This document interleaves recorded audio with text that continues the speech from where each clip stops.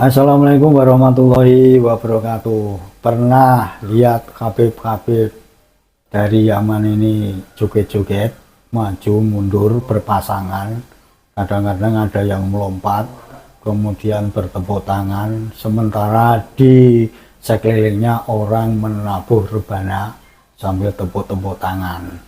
Itulah ciri dari orang-orang klan Ba'lawi. Meskipun dari mereka ini ada yang dianggap orang suci, ya, wali, bahkan tidak segan-segan melakukan tarian itu. Yang tentu saja kalau kita lihat dalam video-videonya ini, ya kita bertanya, kok bisa seorang yang dianggap ulama, dianggap wali, melakukan tarian-tarian seperti itu. Kalau kita kan menganggapnya ini orang alim kok melakukan tarian muter-muter kemudian tepuk tangan, ini kan nggak etis. Lagian dalam hukum-hukum fikih yang kurang lebih kita tahu, orang yang melakukan tarian-tarian berjoget-joget sering itu ya boleh dikata tidak boleh menjadi seorang saksi, khususnya dalam saksi pernikahan. Untuk saudara-saudara daripada penasaran seperti apakah mereka ini menari ojojing muter-muter, ada yang melompat, kita saksikan video berikut. Tapi ingat, dua saksi tidak boleh diwakilkan. Dan saksi itu syaratnya wasyahida, dua saksi adil, orang yang adil. Saksi nggak boleh orang sembarangan. Saksi tukang mabok tidak sah pernikahan. Saksi itu dikatakan adil, orang soleh, orang bertakwa yang secara zahir dia tidak melakukan perbuatan orang fasik. Saya ambil contoh, orang yang suka joget. Syekh Nawawi Al-Jawi Al-Badan mengatakan orang yang suka joget di depan umum tidak boleh jadi saksi nikah. Ini saya perlu kabarkan kepada kita semua, orang yang masih suka joget, nari-nari depan umum, tidak bisa jadi saksi. Kalau kata orang Jaseng, orang Sunda apa? Kabalek, kabaladongan. Kebalek naik, ke mimbar naik, kabaladongan. Ke panggung juga joget. Walaupun pecinya peci haji, walaupun janggutnya tekan udel, walaupun nyebutnya Pak Kiai, kalau masih suka joget nggak boleh jadi saksi nikah. Paham ya? Ini penting buat para saksi agar menjaga martabat. Baik.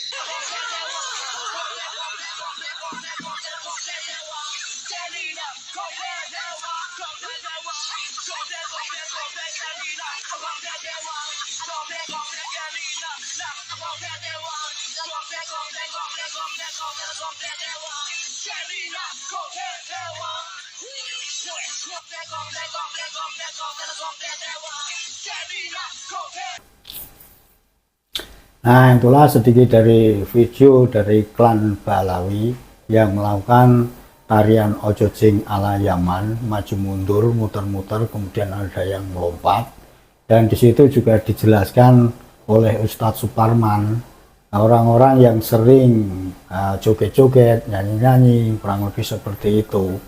Ini sering, apalagi kok ini dianggap seorang wali atau ulama, pemuka agama, melakukan hal itu, ini ya tidak etis. Dari sudut dia mau bisa dijadikan wali, jadikan saksi wali nikah atau saksi apapun, ini kalau seorang kelasnya ini sudah tinggi ya nggak pantas lah, muruah katanya, nggak pantas saja. Apalagi disaksikan banyak orang, ditabui dengan rebana, sementara orang-orang yang mengelilingi ini bertepuk tangan. Tapi ya memang seperti itulah ciri khas dari klan Bahlawi. Sekelas ulamanya saja masih mau melakukan tarian-tarian itu ya. Kalau kita lihat dalam video-video yang lain, tarian seperti itu ini kan mirip-mirip tarian Yahudi. Apakah ini ada sangkut pautnya secara budaya atau etnis? Kita bukan peneliti ini, tapi saudara-saudara, teman-teman bisa melihat dalam video-video yang lain. Karena tarian Yahudi ini kan memang sepertinya ini persis banget dengan tarian klan-klan Bahlawi ini yang dibangga-banggakan. Bahkan dalam tempo-tempo tertentu, dalam pesta, dalam ulang tahun, seperti tahun yang lalu itu KB Pirang ini ketika ulang tahun juga ada itu tarian-tarian seperti itu. Dan itulah memang salah satu ciri khas dari klan Bahlawi yang mengaku sebagai dzurriyyahnya Nabi. Untuk orang-orang Nusantara ini mukibin-mukibinnya ini ya kebagian nabur-nabur banyak saja sambil tepuk-tepuk tangan. Ya nggak kelasnya loh kalau ikut-ikut joget-joget seperti itu. Lagian dianggap apa namanya mukibin ini, bagi pandangan KB ini kan ya hanya sebagai budak, sebagai tempat untuk menumpahkan sumpah serapah, doktrin, dawir, dan banyak lagi. Kita melihat itu sekelas ulamanya saja seperti itu. Tapi kalau kita melihat video-video mereka yang seperti itu ya untuk hiburan saja, nggak perlu ditiru. Apalagi untuk ulama-ulama kita Nusantara, nggak pernah itu kita lihat ini joget-joget apapun. Nah, itu nggak pernah kita lihat dalam video, dalam outdoor. Kalau ada pengajian ini di mana-mana tempat nih nggak ada lah seperti yang joget-joget, entah joget dangdut atau apa, itu nggak ada seperti itu. Tapi bisa dikatakan kalau memang ya ini seperti sudah mendarah daging tarian seperti itu bagi klan mereka. Jadi tidak ada kata pantas dan tidak pantas. Orang sekarang nasabnya saja kebuka, kedoknya di muka umum, orang sudah banyak tahu saja, mereka masih nggak malu mengaku kalau mereka ini adalah dzurriyyah Nabi. Suruh tes DNA boro-boro mau ngibrit. Bahkan apa yang dikatakan Habib Rizik beberapa tahun yang lalu untuk membuktikan nasab kalau mereka keturunan Nabi, ya tes DNA. Tapi begitu dituntut banyak orang tes DNA, toh akhirnya mereka nggak berani juga. Ini kan pengecut, nggak tahu malu, bahkan masih berkuar-kuar di depan khalayak ramai. Itu masih mengaku kalau mereka ini ya keturunan Nabi, pada dobol semua, penipu semua.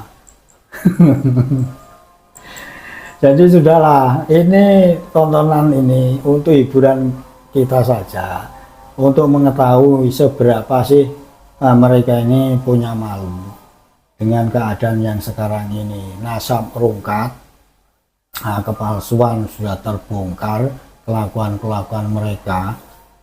Dan bahkan yang paling baru ini saya dengar ini ada penjualan pasir tarim, kemudian kiswah Nabi, katanya seperti itu, yang ternyata sudah dijual secara online. Cek saja, kita melihat ini yang membeli tentu orang-orang yang sudah terdoktrin, sudah banyak menerima cerita-cerita halu dari mereka dan percaya. Bahkan dalam satu tabung pasir tarim ini dihargai ada 100.000, ada yang lebih dari itu. Itu hanya cuma sekedar mitos yang dihembuskan oleh mereka. Mending untuk beli minuman ringan atau makanan kecil daripada untuk membeli setabung pasir tarim yang konon ada khasiatnya luar biasa. Untuk saudara-saudaraku, teman-temanku, waspadalah, karena doktrin ini sudah lama. Bagaimanapun kita pelan-pelan membongkar cerita-cerita yang kita terima supaya tidak lagi dalam ingatan kita ini masih menghantui. Yang perlu itu dibuang jauh-jauh.